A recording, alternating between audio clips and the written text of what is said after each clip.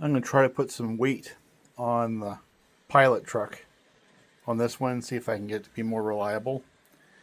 Got this in the mail to replace this shell.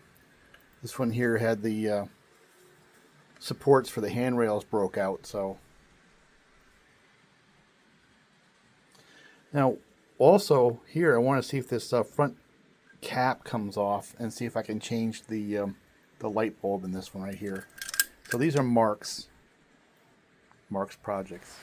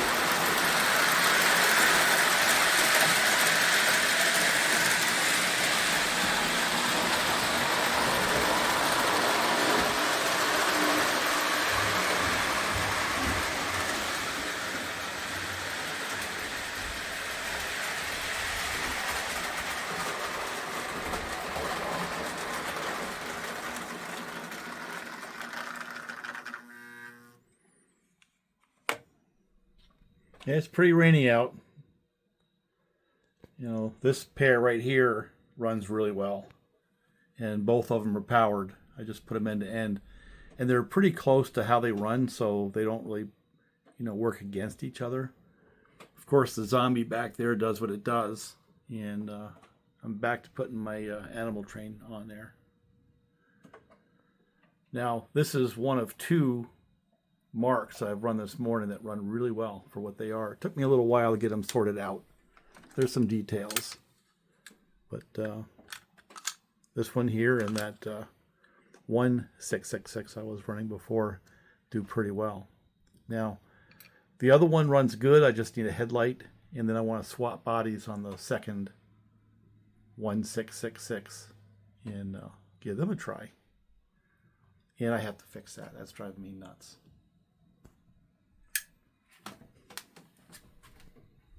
Here's that other one I was running right there.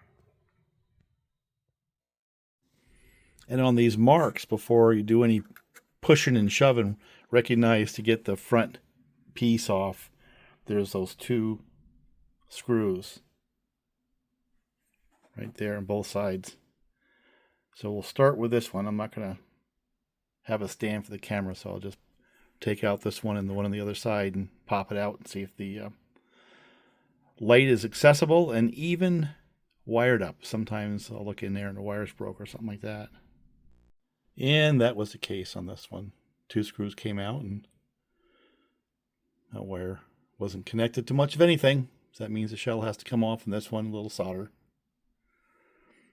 I'm going to test and see if the light bulb works before I put the effort into putting it back together once I have the wire soldered. And it does. So I'll leave that light bulb right in there. Yeah, and then you got these 2 screws here, one on each side. One over here. Then basically you have to pull forward and lift, and the whole thing comes right out in your hands. I mean, this is the epitome of simplicity for me. Yeah, I'm beginning to enjoy these old Marx more and more. I have to confess. I think they're really cool.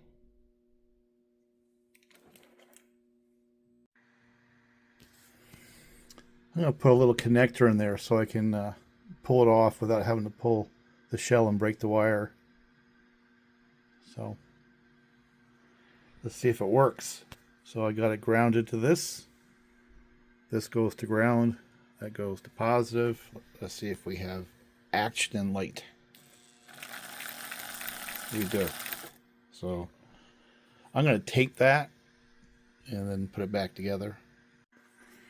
And again, Mark's cool is, you see that slot right there? There's a flat, you can see where it goes onto the chassis down there. You just sort of slide it in, then push the front down. No need for screws. Just think of all the stuff that they engineered out of this in order to make it simple and low cost to compete with the Scouts. You know? Really good stuff.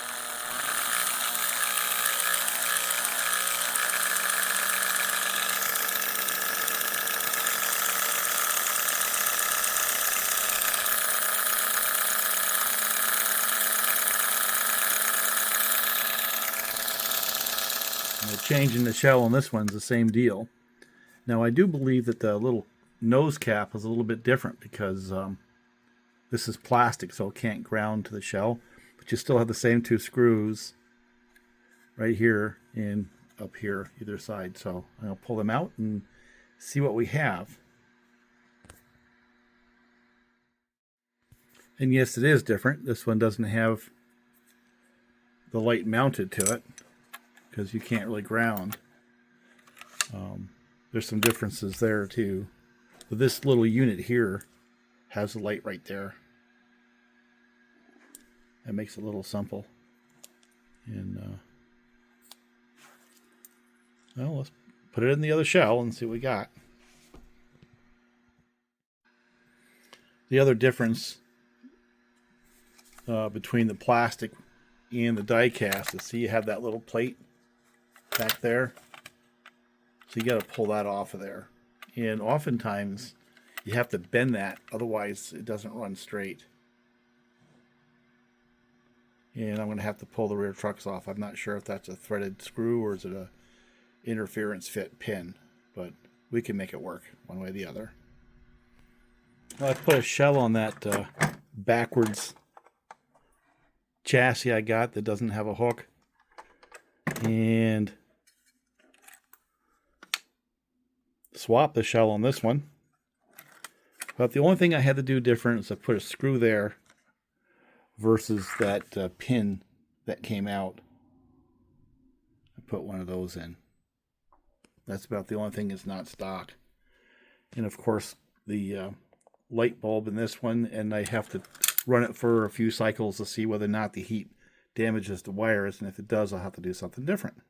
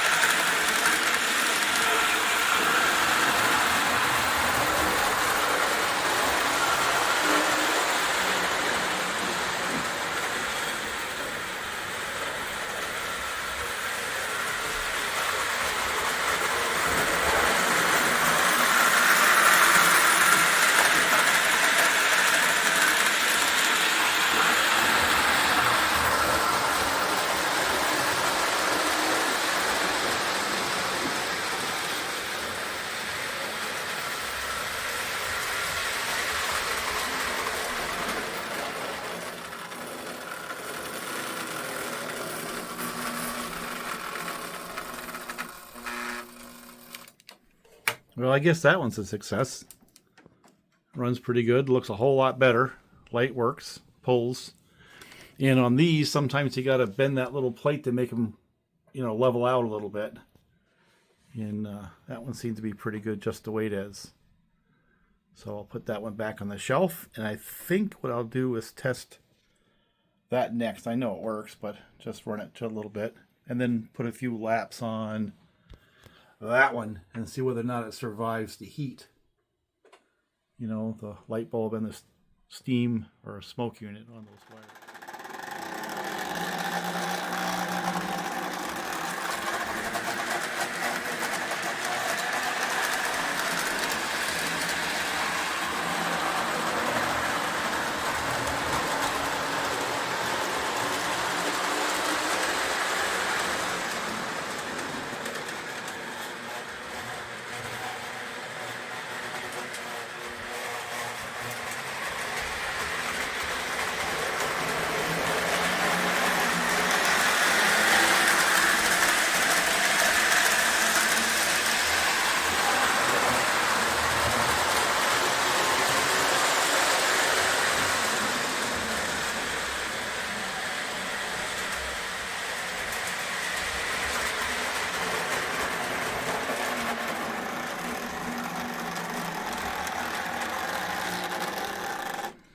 I think it deserves a hook.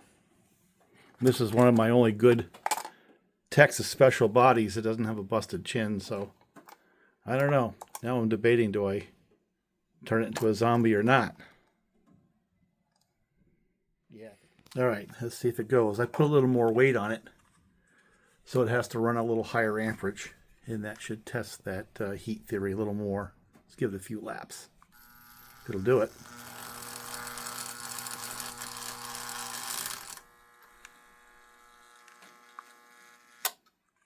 Yep.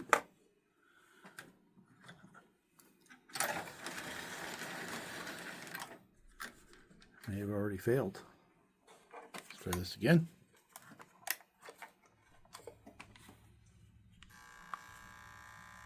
Oh, it's already dead short. Something is. But it may not be the locomotive. Let me see if it's the train.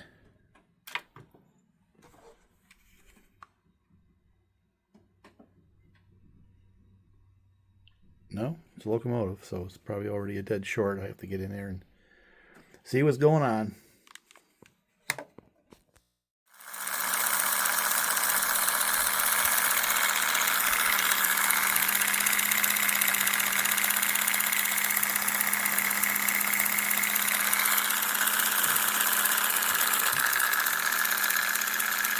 Let's try this again. I just cut that whole section out and just soldered it.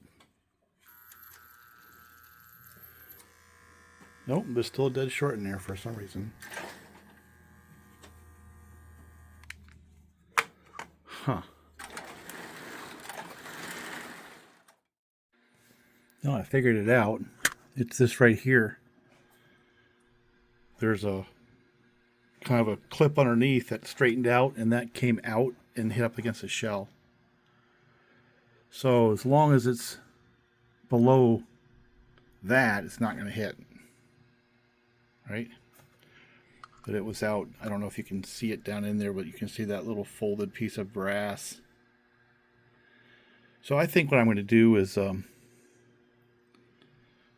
put some tape in there anyway.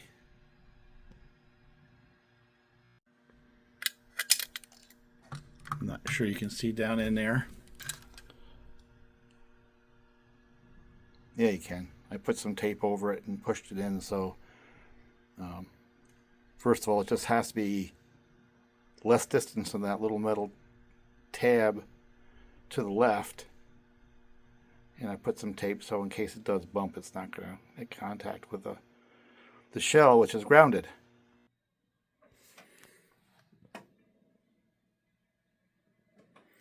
Well, let's try this one more time.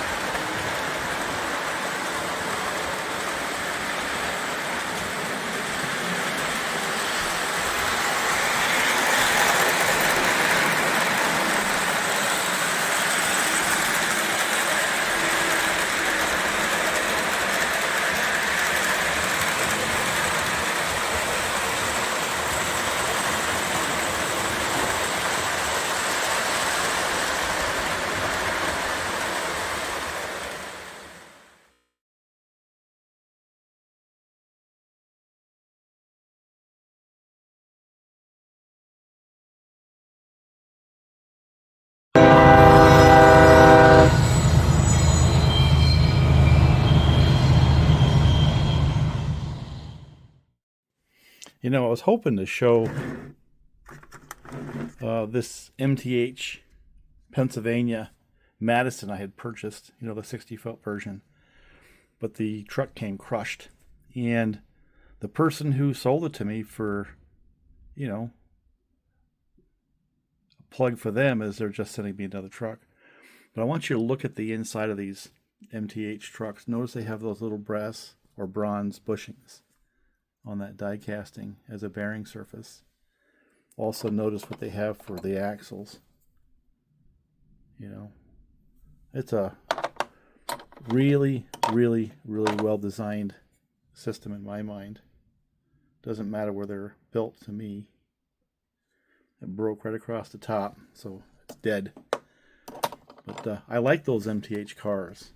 I was hoping to get yet another one. I kind of keep my eye out, and I'll eventually have a full set. And while I'm at it, I figure I can just do a little bit of maintenance on these, swap the shell to this shell, and also put a light bulb in this one. Give it a shot. Rainy day. So this boat's back in play. Ripped out part of the floor. Comes out pretty easy. I put the rug back down because we got rain coming. I want to cover it up. But you see how you got the stringers right there, aluminum? And the floor screws right into that aluminum tab. Right down the middle. You can see where the holes are. So I'm going to trim this back. Trim it right there, back, so it sets down on the stringers. And then I'm going to rivet it to that. And then put a 2x6 across the back here. Stiffen up the transom quite a bit. And then we're going to put a jack plate on it. This thing right over here. Then we're going to hang some horsepower on it. But I did the transom a while back. So there's part of the floor. And the other thing, we're getting rid of this stupid, getting some trim, rubbing boat. But this is the answer. I was kind of nervous about how this was going to play, but I can see where I can, like I said, just trim it right back, sell it right down to the stringers, and rivet that thing right on there. And that gets me the stiffness I need to where I can put some horsepower on it. Now these seat bases are just screwed into the floor. So in order to get the rest of the plywood out, I just pulled these apart. I'm going to be able to get new seats for them. Just real simple stuff.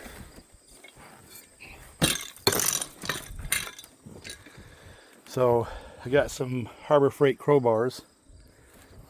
I'm going to peel out the rest of this plywood. And the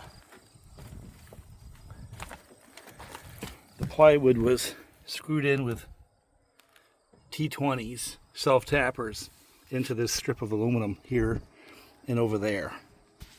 And the young fellas who had this boat before me, they tacked that green crap over the top of the original blue carpeting it had.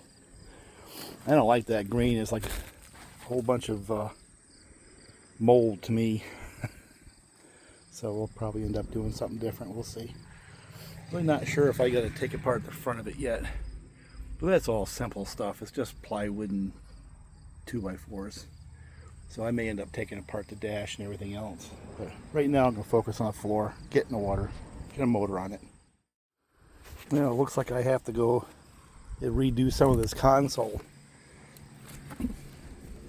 And the windshield had 1, 2, 3, 4 screws. This little guy right here, which I'm not sure how it's attached.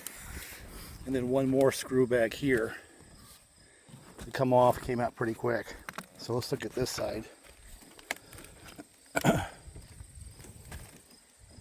There's the one. Peel this back.